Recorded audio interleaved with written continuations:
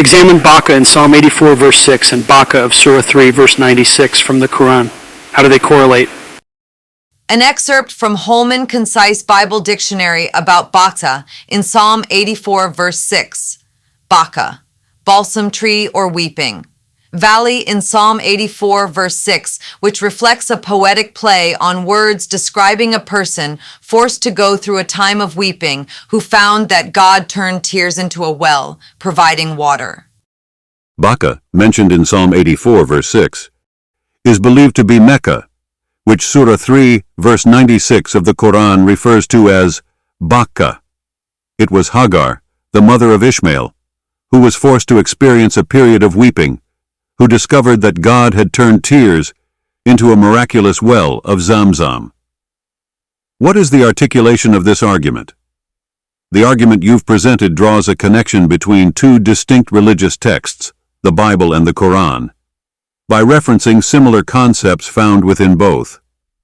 The statement juxtaposes the poetic description from Psalm 84, verse 6 in the Bible, which mentions the Valley of Baca, often interpreted as a place of weeping or sorrow, with a narrative from the Quran. According to Surah 3, verse 96, the Quran mentions a place called Bakkah, identified by many scholars and tradition as Mecca, a city of paramount importance in Islam. The biblical excerpt describes a metaphorical transformation where a time of weeping is turned into a source of sustenance and blessing, symbolized by tears turning into a well. This metaphor captures the idea of divine intervention and support during times of distress, providing not just relief, but also nourishment and strength from the adversity faced. The Quranic reference complements this biblical narrative by recounting the story of Hagar and Ishmael, where Hagar's desperate search for water in the desert for her infant son Ishmael is rewarded by the miraculous appearance of the Zamzam well. This story is deeply embedded in Islamic tradition and highlights themes of faith, divine provision, and the transformation of despair into hope.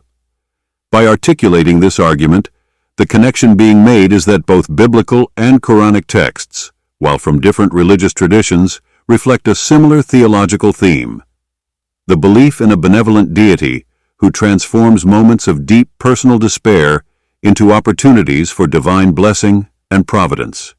The comparison suggests a shared motif of spiritual testing and divine intervention, where the act of enduring hardship with faith can lead to miraculous outcomes, symbolized through the provision of water in both narratives. This water, whether from the well mentioned in Psalm 84, verse 6, or the Zamzam well in Islamic tradition, stands as a powerful symbol of life, sustenance, and the transformative power of faith.